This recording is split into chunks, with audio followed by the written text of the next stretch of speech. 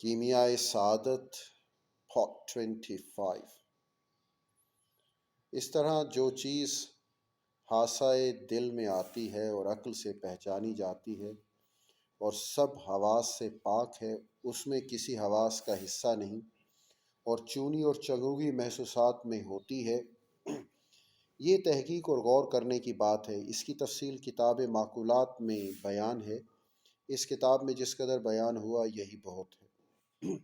اس بیان سے غرض یہ ہے کہ اپنی بے چونی چنگوگی سے حق تعالیٰ کی بے چونی اور بے چنگوگی آدمی پہچان سکتا ہے۔ اے عزیز، اس بات کو تو جان لے کہ جان موجود ہے اور بدن کی بادشاہی اور بدن میں جن چیزوں کے واسطے چونی اور چنگوگی حاصل ہے وہ اس بادشاہ یعنی جان کی مملکت ہے، اور جان خود بے چوں و بے چگوں ہے۔ اس طرح بادشاہ عالم یعنی حق تعالیٰ بے چوں بے چگوں ہے۔ محسوسات جو چونی اور چنگوگی رکھتے ہیں حق تعالیٰ کی مملکت ہیں۔ حق تعالیٰ کا تنزیہ کا دوسرا طور یہ بیان ہے، حق تعالیٰ کو کسی جگہ کے ساتھ منسوب نہیں کر سکتے۔ خدا اس جگہ ہے، جان کو کسی عضو کے ساتھ منسوب نہیں کر سکتے۔ جان ہاتھ میں ہے یا پاؤں میں ہے یا سر میں ہے یا کسی اور عضو میں ہے، بلکہ بدن کے سب اعضاء قسمت پذیر ہیں یعنی ٹکڑے ہو سکتے ہیں، اور جان قسمت پذیر نہیں ہے یعنی ٹکڑے نہیں ہو سکتی۔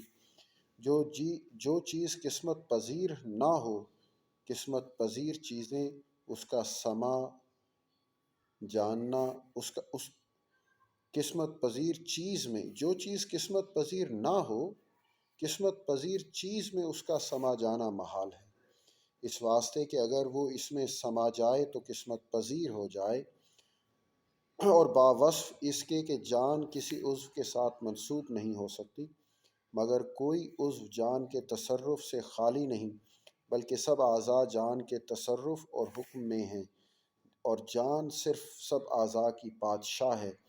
اس طرح تمام عالم بادشاہ عالم یعنی حق تعالیٰ کے تصرف میں ہیں، اور جب عیاں ہو کہ روح کی خاصیت اور بھید صاف صاف بیان ہو، اسے بیان کرنے کی اجازت نہیں۔ اب یہاں پر صورت ہے ریفرنس ہے، ان اللہ خلق آدم علی صورتہ، ترجمہ بے شک اللہ تعالیٰ نے آدم کو اپنی صورت پر پیدا فرمایا ہے۔ اس کا سب حال اسی سے ظاہر ہوگا، واللہ عالم۔ فصل معرفت افعال۔ اے عزیز، تو نے حق تعالیٰ کی ذات کو تو جان لیا، ہم نے اس کی صفات کو چونی اور چنگوگی سے اس کے پاک ہونے کو پہچان لیا، اور کسی جگہ کے ساتھ منسوب ہونے سے حق تعالیٰ پاک ہے، یہ بھی تجھ کو معلوم ہے اور باور ہو چکا۔ آدمی کا نفس تمام معرفت کی کنجی ہے، یہ امر بھی مقرر ہو چکا کہ اب ابواب معرفت میں سے ایک یہ بات باقی ہے کہ اپنی مملکت میں حق تعالیٰ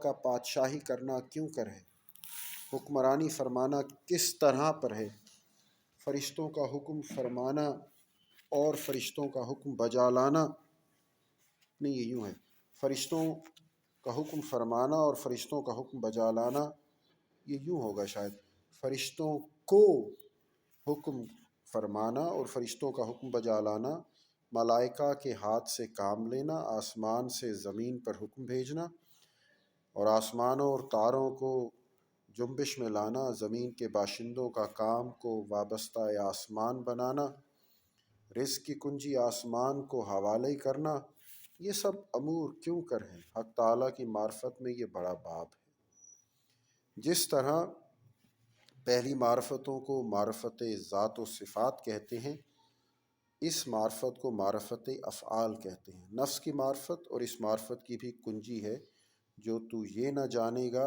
اپنی مملکت بدن میں تو کیوں کر بادشاہی کرتا ہے اور کس طرح احکام جاری کرتا ہے، تو یہ بھی نہ جانے گا بادشاہ عالم کس طور سے حکمرانی فرماتا ہے، تو چاہیے کہ پہلے تو خود کو پہچان اور اپنے ایک ایک کام کو جان، مثلاً جب کاغذ پر بسم اللہ لکھنا چاہتا ہے تو پہلے لکھنے کی خواہش و ارادہ تجھ میں پیدا ہوتا ہے، پھر دل میں حرکت اور جنبش پیدا ہوتی ہے۔